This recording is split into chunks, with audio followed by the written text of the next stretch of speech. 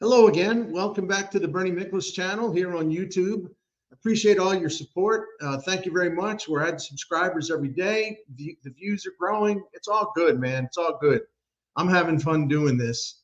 And that's more than I can say about the Cardinals these days in terms of having fun. I don't think they're having much fun. You don't need me to tell you this, but they've lost three in a row. And in those three losses, they scored 5 total runs, and they were outscored 18-5. So the final game in Kansas City, the first two games in Cincinnati. And the boys are in deep trouble. I don't care how many games they are out of the third wild card spot. I mean, I know people will cling to hope with that because it looks doable. But how's it going to be doable if basically nothing with your team is working all that well, right? And you got the toughest schedule in the second half coming up, and it's a extended schedule against a lot of good teams. So again, man, I'm not trying to be a bummer about all this. I'm just saying I got to stay here locked in the real world. And we talked about this a little bit yesterday, and I'm going to get into something else here in a minute. You know, Oli Marmol, the manager, and all the people that listen, man, I understand people frustrated. I ain't knocking anybody, but the people are just like, as soon as when the Cardinals are playing really, really bad, it's like the first thing, it's the instant reflex reaction. Fire the manager, fire the manager, fire the manager. Okay, more on that in a moment. All right. But when I say things are getting worse, I'm not kidding around. I mean, we all talked about the hot streak. We remember they were 33-18. They had the best record in the National League over that time. But since July 10th is when it ended, just to update, the Cardinals are 12-18, and that's the 14th best record in the National League. And it is I believe, let me look at my notes here, the 27th best record in the majors since July 10th. So let us repeat, this ain't a good team, all right? It just isn't. I mean, what else do you want me to say? It's not. A lot of things got to turn around quickly, but I'm not even going to play that game because that's what, kind of like the media folks that don't want to tick anybody off, certainly don't want to make the team mad by acting like, oh, they're going to turn it around right away. You wait and see. No, forget that. Come on. They might. If they do, they do. Tip of the cap. I'm very skeptical. But let's talk about something. So, I spent a long time on X after the game last night, and I really enjoyed it. And by the way, you can follow me on X at B_Miklasz, at B_Miklasz. And, it almost felt like I was hosting or providing a therapy session. We had a lot of people venting and a lot of great comments. I mean, I thoroughly enjoyed it. But the one thing that kept coming up, and again, man, I'm not ripping anybody. I'm not. When fans are frustrated and have every right to be frustrated, disappointed, mad, whatever you want to call it. But the first thing is like, well, the manager's got to go. All right, can I call timeout, please? Again, I'm going to repeat to the point of being annoying. If anybody out there wants to just say fire the manager, you can say fire the manager. You can say fire John Mozeliak. You can say fire the batting coach. At times like this, you can say fire everybody. And that's kind of where I'm going with this. If we're talking about turning the Cardinals around going into next season, even though this season ain't over. But listen, man, they're back to 500. They're that horrendous season a year ago. They're better, but do they look like a super team to you? Do they look like a team that can get to the playoffs and do some damage and go a long way? No, I don't think they do. We've seen miracles in the past, but 2006, 2011. But if you look at some of the great Cardinals on those teams, take a look around and compare it to this team. Capiche, right? Anyway, the idea of firing Oli Marmol, to me, it's like you got a house that's fallen down or a house in incredible disrepair. Things are breaking down. You got shingles coming off the roof. You've got like horrible weeds in the backyard. Your deck is just about ready to collapse. On and on and on and on. Well, that would be like if your house is a total wreck and there's like so many things to do, saying fire the manager, using the baseball analogy to your house falling down analogy. If you say fire the manager, you know what that is? That's the equivalent of slapping a coat of paint on your facade of your home, right?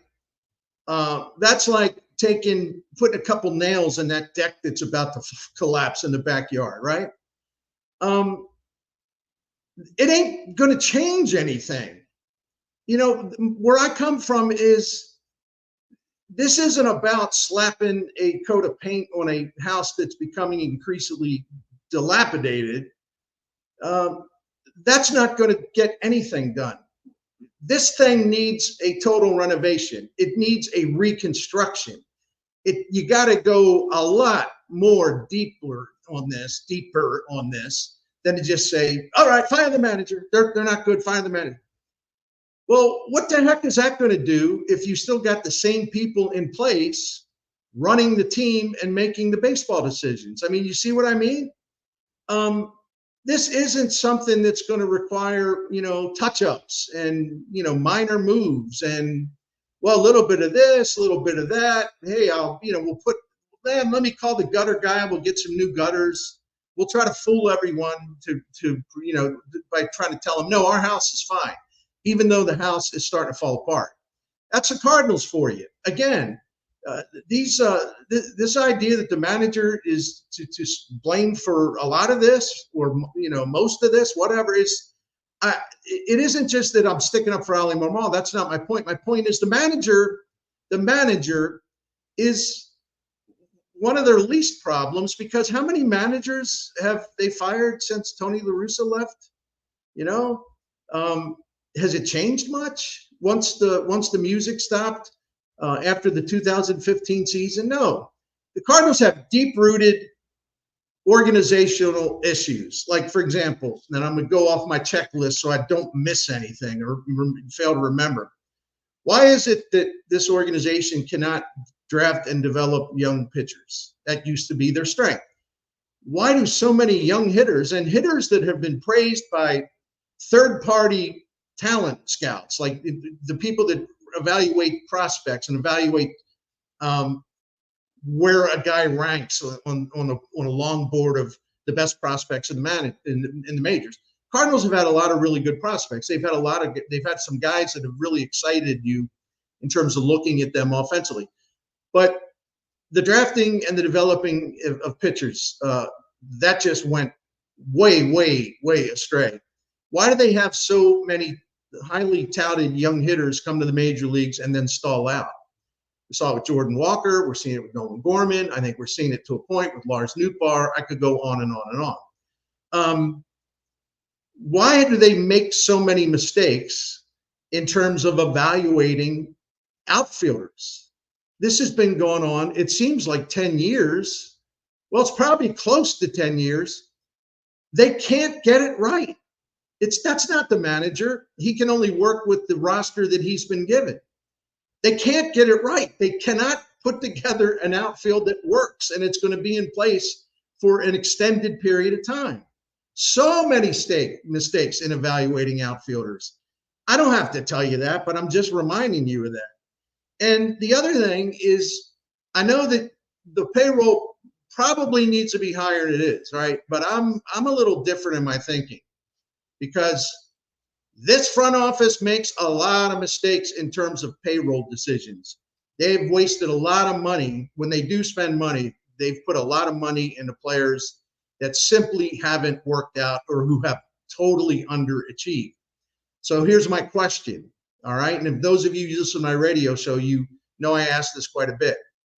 If spending money is the answer, how's it going to get better when you have the same people spending the money and with a track record of making a lot of errors? So you want to expand the payroll in a dramatic way, but have the same people in charge? Does that make any sense? I don't think so. No, I'm going to get back to what I was talking about. this isn't a touch-up job. It isn't putting a Band-Aid on something. You need reconstructive surgery. I'm using all kinds of analogies. Now I've switched to the medical field. Rather, from the broken down house, now I'm talking about major reconstructive surgery. So I'm bouncing all over the place. But anyway, seriously, this is all you need to know about the Cardinals' trajectory. Nobody should be surprised. I got to go to my notes. Between 2011 and 2015, that's 5 seasons. The St. Louis Cardinals had the most postseason wins in baseball over the 5-year period, and they had 32 wins. The next best team had 23. Cardinals led the majors by playing in 61 postseason games over 5 years, 2011 through 2015. 61 games in that period. It was 28 more games than any other team in the majors played in the postseason. I mean, it was a huge gap between the Cardinals and just about everyone else in terms of getting to the postseason and winning postseason games, if not World Series. Listen, they won 2 pennants. They won World Series. They made it to, during that time, 2011, 2012, 2013, 2014, 4 times in 5 years, they got as far as the NLCS. So the last 8 seasons, starting in 2016, the Cardinals have 4 postseason wins. 4. And their record in the postseason is 4-15. That's a .267 winning percentage. So you can hire any manager you like, and you can shuffle them in, shuffle them out, cycle through. Let's fire this guy. Let's bring in this guy. But unless you change things in the front office, you're going to have the same people hiring the manager again. And whoever the manager is ain't going to have the kind of roster he needs to have that high-level success that the Cardinals once enjoyed and the high-level success that their fans greatly appreciated and enjoyed immensely. So this is going to be a major project, and I think they need to start in on a reconstruction, and they've got to face the music. They got to stare at reality. They can't be in the state of denial. Oh, we're okay. We're the Cardinals. We know what we're doing. No, you don't. Lost the touch. The touch has been lost. Again, last 8 seasons, you got 4 postseason wins and 15 postseason losses. Compared to the standard that was set here, that ain't good enough. I mean, frankly, it's embarrassing. So listen, man, you can get on Oli Marmol all you want. And like last night, I have no idea, he's not playing Jordan Walker because he's going to platoon him. What's the point of bringing him up if he's not going to play? That's just one little thing that is another thing on the list of irritating. So my point, though, all right, holler all you want about firing the manager. That ain't going to solve the problem. It'll make you feel better, but it ain't going to solve the problem.